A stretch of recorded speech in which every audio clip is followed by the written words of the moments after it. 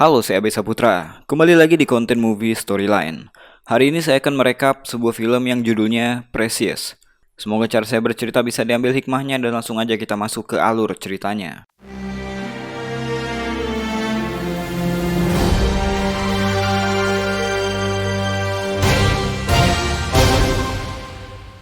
Cerita dimulai dari seorang anak bernama Precious.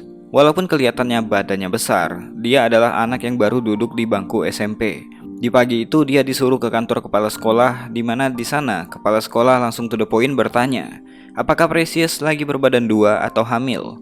Tapi Precious nggak menjawab apa-apa. Ternyata ini adalah kali keduanya Precious hamil di luar nikah, padahal dia baru berumur 16 tahun. Kepala sekolah maunya melakukan pembicaraan dengan orang tuanya, tapi Precious menolak. Precious juga menolak ketika dia akan diskors. Kenapa Precious bisa hamil? Kalau kalian mikir dia adalah anak jelek yang banyak tingkah, coba ditahan dulu. Precious diperkosa oleh ayahnya sendiri. Bahkan ibunya hanya melihat hal itu terjadi. Miris banget. Setelah menghamili Precious untuk yang kedua kalinya, si ayah pergi dari rumah dan Precious tinggal bersama ibunya. Bisa dibilang Precious tinggal di rumah yang gak ramah buat anak. Ibunya seorang pemalas yang hidup hanya mengandalkan uang dari dinas sosial. Kerjaannya hanya menonton TV dan merokok. Anak pertama Precious yang bernama Mongo mengidap Down syndrome. Anaknya itu diasuh sama neneknya, yaitu ibu dari ibunya. Ketika ada pemeriksaan dari dinas sosial, sang nenek akan membawa Mongo ke rumah. Seakan-akan Mongo tinggal di rumah mereka, padahal sebenarnya tidak. Karena kondisi itu, mereka mendapatkan tunjangan dari dinas sosial. Di rumahnya, Precious harus mengerjakan pekerjaan rumah dan malam itu, kepala sekolah menghampiri apartemen mereka dan berbicara dari bel. Kepala sekolah mengatakan Precious nggak bisa lagi sekolah di sana dan dia dipindahkan ke sekolah alternatif untuk mengejar ketertinggalannya. Ibunya sangat nggak senang kalau Precious sekolah. Si ibu juga sering berkata kasar pada anaknya sendiri. Karena kebenciannya pada Precious, secara belak-belakan dia menyesal udah melahirkan Precious. Bahkan dia berkata harusnya dia gugurkan Precious lagi dalam kandungan. Walaupun begitu, Precious gak pernah melawan ibunya dan hanya mendengarkan saja. Keesokan harinya, Precious pergi ke sekolah alternatif yang kepala sekolahnya bilang. Sekolah itu berada di sebuah hotel di lantai 11. Di sana, Precious langsung melakukan placement test di awal untuk mengetahui kemampuan dirinya. Mengerjakan tes itu membuat dia sadar bahwa dirinya tidaklah pintar. Ternyata sekolah itu adalah sekolah dasar untuk anak yang cukup dewasa. Sebagai anak pada umumnya, tentunya dia punya impian. Dia bermimpi menjadi seorang terkenal, entah itu pemain film ataupun penari. Tapi sayang itu cuma mimpi baginya. Di kehidupan nyata, dia cuma menjadi bahan lucu-lucuan karena fisiknya yang gak cuma berkulit hitam, tapi juga besar dan jelek. Paling gak itulah yang ada di pikirannya.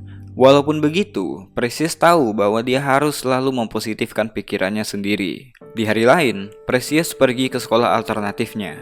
Di sana dia bertemu dengan gurunya yang bernama Miss Blue. Ketika itu Miss Blue menyuruh yang hadir di kelasnya untuk memperkenalkan diri mereka satu persatu. Di sana ada yang bernama Rhonda. Dia masuk ke kelas ini karena dia mau meningkatkan kemampuan bacanya. Dulu ibunya adalah pemilik restoran dan dia bisa masak dengan baik karena diajarin sama ibunya sendiri. Kemudian ada Rita, seorang pecandu yang dikeluarkan dari sekolah. Di situ dia mau belajar baca dan tulis dan dia udah punya anak. Setelah itu ada Jermaine. Dia mengetahui sekolah ini dari temannya dan dia hanya ingin jauh dari masalah. Kemudian ada Joan yang ingin memperbaiki pendidikannya karena mau berambisi ingin masuk ke dapur rekaman. Kemudian ada Precious, seorang anak yang bermasalah di sekolah lamanya, datang ke sana untuk memperbaiki pendidikannya. Setelah perkenalan singkat dari mereka, Miss Blue menyuruh mereka untuk menulis di buku mereka masing-masing tanpa memperdulikan grammar yang benar. Di hari lain, ketika mereka bergantian menulis huruf alfabet di papan tulis, seorang anak bernama Consuelo mengejek Precious dengan sebutan gendut. Tentu aja dia marah dan langsung menampar Consuelo. Seisi kelas pun puas karena tingkah Consuelo memang ngeselin dari awal. Dia pun disuruh keluar oleh Miss Blue. Suatu hari, Miss Blue ngajarin Precious membaca secara empat mata. Instruksi-instruksi yang diberikan oleh Miss Blue hanya membangkitkan trauma yang Precious alami di rumahnya. Tapi dengan sabar, Miss Blue tetap mengajarkan Precious membaca huruf demi huruf, kata demi kata. Di rumahnya seperti biasa, Precious dikasari oleh ibunya secara verbal. Ibunya memarahi Precious karena dia nggak pergi ke dinas sosial untuk mengambil uang. Dia mematahkan semangat Precious bahwa nggak ada gunanya dia ke sekolah karena dia nggak bisa belajar apa-apa. Keesokan paginya sebelum berangkat ke sekolah, Precious pergi ke dinas sosial. Seorang petugas bernama Miss Wise menanyakan perihal kehidupannya di rumah, dan Precious bercerita apa adanya tentang kehidupannya di rumah yang seperti neraka. Dia juga keceplosan kalau ayahnya lah yang menghamilinya sampai-sampai dia didesak oleh Miss Wise mengulangi perkataannya. Seakan meluapkan emosinya, Precious juga bercerita dia harus melahirkan di dapur sendirian dengan kaki si ibu menendangi kepalanya. Seketika Miss West tercengang mendengarkan cerita itu.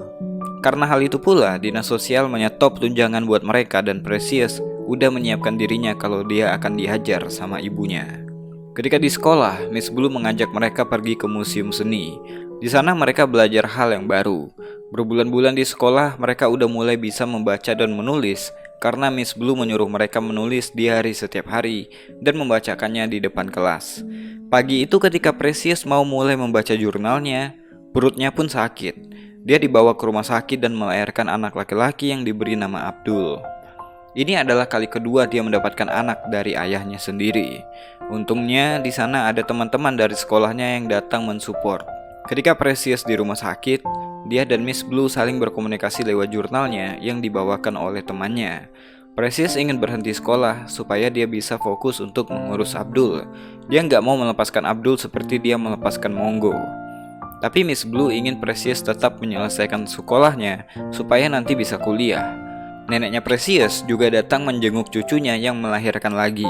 Dia berkata mungkin ini kali terakhirnya dia melihat Abdul. Bahkan anjing pun gak tega meninggalkan anaknya, kata si nenek. Perkataan itulah yang memotivasi Precious untuk menjadi ibu yang baik bagi anaknya. Ketika keluar dari rumah sakit, Precious dan Abdul pun kembali ke apartemen. Melihat kedatangan Precious yang menggendong bayi, si ibu agak kaget karena Precious gak bilang kalau dia hamil. Badannya yang besar menutupi kehamilannya selama ini. Si ibu pun berkata ingin menggendong Abdul dan dia berkata kalau Abdul mirip dengan ayahnya. Ketika Precious mengambil minum, si ibu pun langsung melemparkan Abdul ke kursi dan mengamuk kepada Precious. Dia menyalahkan Precious karena udah merusak hidupnya, merebut pasangannya, dan juga membuat tunjangan dari dinas sosial berhenti. Karena nggak tahan lagi, Precious pun melawan dan berkata kalau dia diperkosa, dan si ibu diam aja. Mereka pun bertengkar hebat. Setelah berhasil mengalahkan ibunya, dia pun keluar menyelamatkan Abdul. Si ibu yang gila malah sempat melemparkan TV tabung dari atas dan beruntung Precious dan Abdul sempat menghindar. Di tengah dinginnya Natal, Precious pergi menuju tempat yang cuma satu-satunya dia tahu, yaitu sekolahnya. Dengan membobol masuk ke dalam, dia pun bisa beristirahat di sana. Pagi itu pun Miss Blue membantunya mencarikan solusi tempat tinggal untuk Precious dan Abdul. Miss Blue saat itu seperti pekerja dinas sosial, padahal dia cuma guru yang mengajari ABCD. Setelah bersusah payah menelpon ke sana kemari, akhirnya dia mendapatkan tumpangan di rumah temannya Miss Blue yang bernama Catherine. Di sana Precious untuk pertama kalinya merasakan Natal seperti iklan di televisi. Dia heran, gimana bisa orang yang gak dia kenal bisa memberikan kehangatan dibandingkan ibunya sendiri. Selang waktu berlalu, Precious tinggal di panti sosial. Karena kegigihannya berlatih membaca dan menulis, dia sampai mendapatkan penghargaan dari wali kota. Penghargaan untuk bebas buta huruf. Dan untuk merayakan itu, mereka pun berpesta. Bahkan perawat yang membantu Precious melahirkan Abdul pun datang. Precious hidup berbulan-bulan di panti rehabilitasi. Saat itu Abdul udah berusia 9 bulan dan tumbuh sehat. Walaupun belum bisa berjalan, tapi Abdul udah bisa ngomong beberapa kata. Suatu ketika, Precious didatangi ibunya. Dia dikabari kalau ayahnya meninggal dunia dan penyebab dia meninggal adalah penyakit HIV. Precious pun menyuruh ibunya untuk memeriksakan diri ke dokter. Tentu aja Precious khawatir dengan kesehatannya sendiri. Jadi dia memeriksakan dirinya ke dokter dan hasilnya Precious positif HIV. Ketika di sekolah, seperti biasa Miss Blue menyuruh mereka menulis, namun Precious hanya bisa menulis "Why me?". Melihat hal itu, Miss Blue pun memanggil Precious untuk ngobrol tapi dia menolak. Di depan teman-temannya, Precious pun mengatakan kalau dia positif HIV. Dia udah berhenti menyusui Abdul, takut jika anaknya tertular. Miss Blue pun menyuruh Precious untuk tetap menuliskan ceritanya. Precious bilang dia udah capek dengan semua ini. Miss Blue pun berkata, paling tidak kalau bukan untukmu, maka untuk orang-orang yang mencintaimu. Gak ada yang mencintaiku, kata Precious. Cinta memukulku, memperkosaku, memanggilku binatang, dan membuatku merasa nggak ada harganya. Itu bukanlah cinta, Precious. Anakmu cinta padamu, aku juga sayang padamu, kata Miss Blue. Di lain hari, ketika berada di dinas sosial, Miss Weiss mengatakan bahwa ibunya pengen bersatu lagi dengan Precious dan juga cucunya. Tapi sebelum itu, dia ingin membicarakan hal ini pada Precious. Si ibu ingin Miss Weiss memediasi mereka supaya masalah di antara mereka selesai. Precious pun setuju dengan hal itu. Ketika Miss Weiss mengambilkan minum untuknya, Precious dengan berani mencuri berkasnya dan di sana didapatlah keterangan yang menuliskan karena Precious sakit HIV, dirinya akan meninggal. Di sana juga tertulis kalau mereka akan mencarikan Precious pekerjaan. Dan Precious di hadapan teman-temannya dan Miss Blue berkata kalau dia nggak mau kerja karena dia nggak mau berhenti sekolah dan kehilangan waktu untuk Abdul. Di lain hari, Precious bertemu dengan ibunya di dinas sosial. Miss Weiss meminta penjelasan gimana kronologi sampai Precious mendapatkan kekerasan seksual dari ayahnya dan apa respon dari si ibu melihat itu.